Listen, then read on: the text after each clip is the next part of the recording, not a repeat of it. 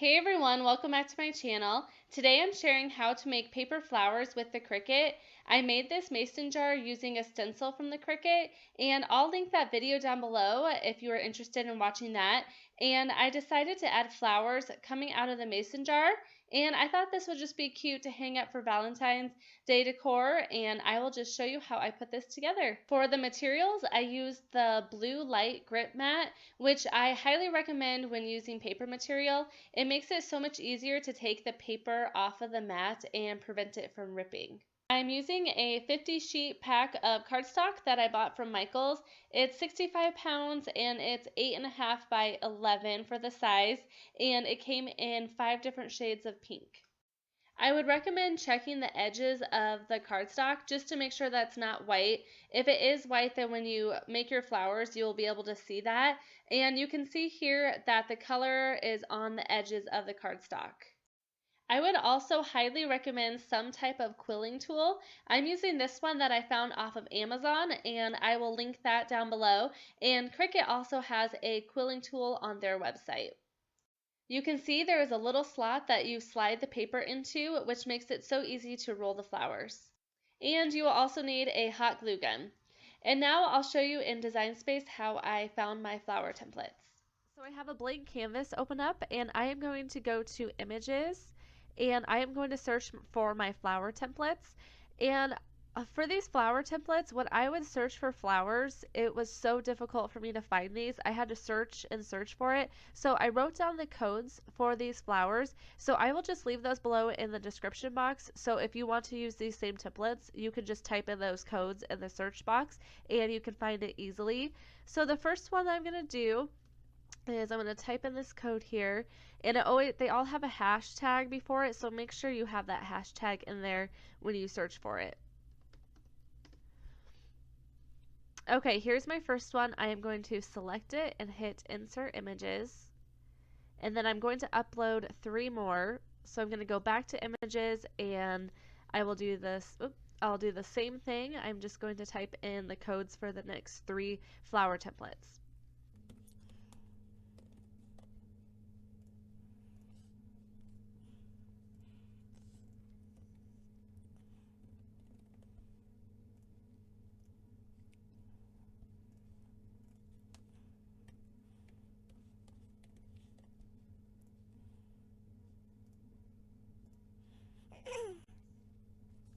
Okay, we have all of our flower templates here. I'm just going to move these out so it's easier to look at it. And then another thing that I wanted to show you, if you couldn't remember which code went to which flower template, you can right click on the layer panel, go down to image info, and it shows you right there. So that's kind of nice just to see that there. So now I'm just going to size these. So for the flowers, I'm going to be doing 2 of each template, and kind of how the paper flower sizing works, if you make one of these 3 inches wide, it'll make around a 1-inch flower. So I want to make it a little bigger than that. So for this one, I am going to make it, I'm going to do 6 inches, and then I'm going to make another one that is 8 inches. So I am going to duplicate this. So I'm going to go over to my layers panel and hit duplicate. And then I am going to make that one 8 inches. And then for this one, this next one, I'm going to make both of these 6 inches as well. I'm going to duplicate this template and this template as well, and I'm going to make it the same size. I'll do 6 inches for both. So all you have to do is click duplicate and then click on the other pink flower and hit duplicate. And this is really looking like a mess on Design Space, so hopefully that's not freaking anyone out, but I'm going to zoom out and I might just move these around so it's just kind of nicer to look at. And then the last flower template is this one here, and I'm going to make that one 6 inches, and then I'm going to duplicate it and make another one 8 inches.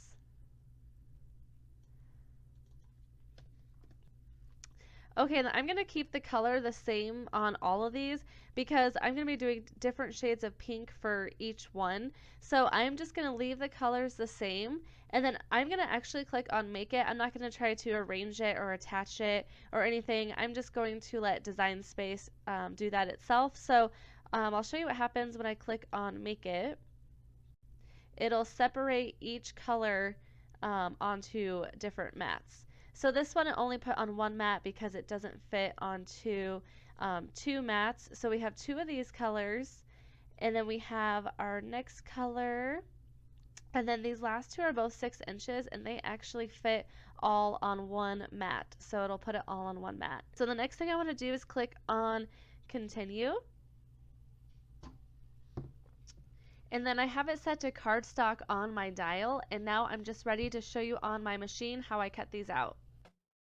I set my first color cardstock on my blue mat, and you want to make sure you line the edge of the cardstock paper at the way top corner of your mat.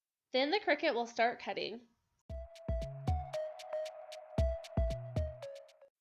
After it's done cutting, I lift the paper off of the mat, and the reason why I like the blue mat is it just makes it so easy to pick the paper right off of it because it's just not too sticky. I also like to use this little spatula tool, and this came with the Cricut tool set, and it really helps to just get started picking up that cardstock off of the mat. Then I will have my machine cut the rest of my flowers. You can see here the flower templates that I had two cut on the same mat did not fit all the way on the cardstock, so I'll show you really quickly on my Cricut Design Space how I made that mistake and how to fix it. I forgot to check this when I had my flower templates on the mat. The material size is set to 12 by 12, so I need to change it to 8.5 by 11, and it'll automatically put it on two different mats. It thought that my material size was bigger, so that's why there was two on one mat, and I completely forgot to check that. Another way you could go back in and change it to another mat, if you keep it at 12 by 12, you can select the flower and select the three dots and hit move to another mat and hit new mat, choose the color and hit confirm, and then that will bring it onto two different mats as well. It's probably just easier just to go to 8.5 by 11, but that's how you switch it, and I will just click on continue and have my machine cut these. And here's all of my templates cut out. I'm going to start rolling my first paper flower. I place my cardstock in the slot of my quilling tool. I like to have the top of the template facing away from me and the tail of it coming towards me. You push your finger up against the quilling tool to kind of get it going, and then you just keep it tight as you start rolling the tool around the flower template. And you want to make sure you are rolling it against that edge and just keep rolling it.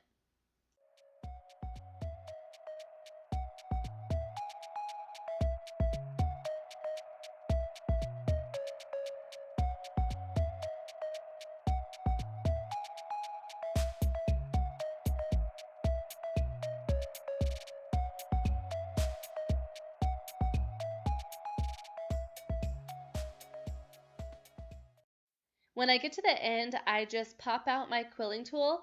Then I like to kind of push against the pieces with my fingers just to try to make it look a little less stiff and form it a little bit more into a flower.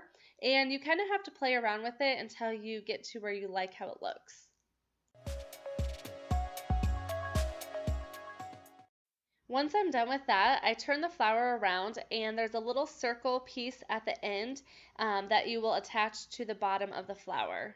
I like to hot glue the actual bottom of the flower and then press the piece on top of that.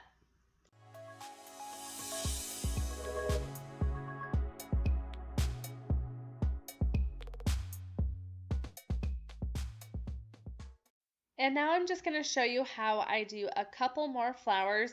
Here is a different flower template, and I place the quilling tool once again on the cardstock, and then once again you want to press your finger up against that tool to get it started, and try to keep it tight when you start rolling it. I was kind of getting out of the frame here, so I'm sorry about that. I switched it to a different angle, and I hope that you can see what I'm doing here.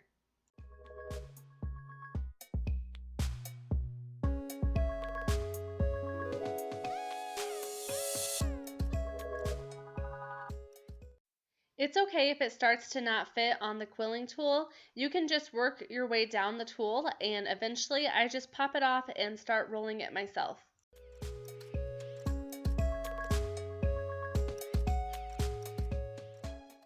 Once you have it all wrapped around, you can loosen it a little if it's wrapped around too tight and kind of play around with it to make it look how you want it to look.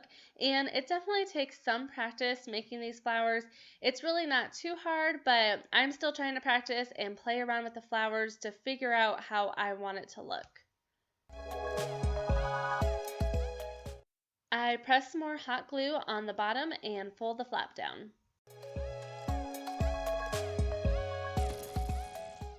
After I have it glued once again, I like to kind of bend the petals back a little so it's not perfectly straight. And you can also bend the paper at the beginning before you start rolling your flowers. And I will just show you how I did that on my last flower template that I am going to make.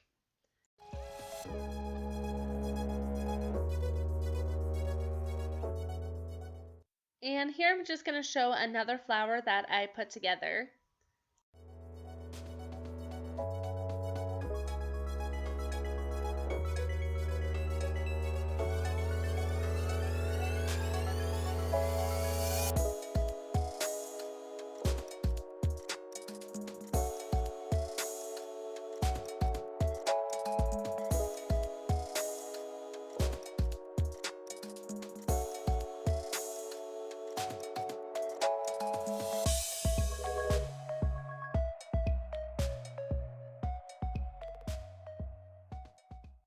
And once again, I'm just kind of playing around with it to kind of get it where I like it before I use my glue gun.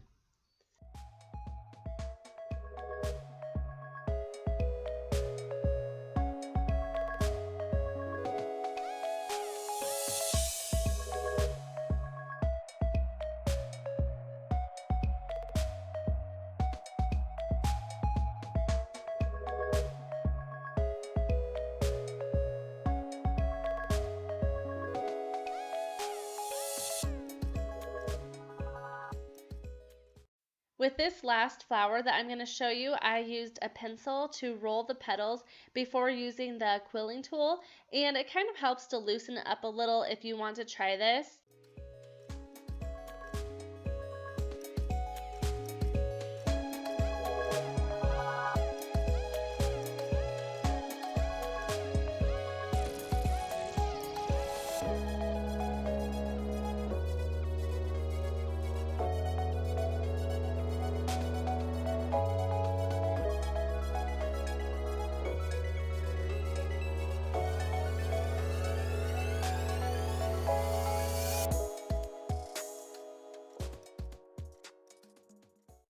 And with this flower, I ended up rolling it a little tighter than I expected, and it made it smaller, but it's fun to see how they can turn out differently, and I ended up really liking it.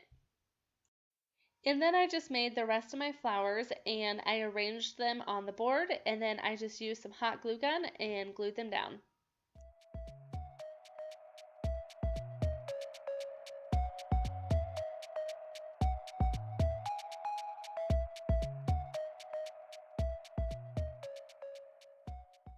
After I had it all together, I decided to add 3 more flowers just to give it a fuller look.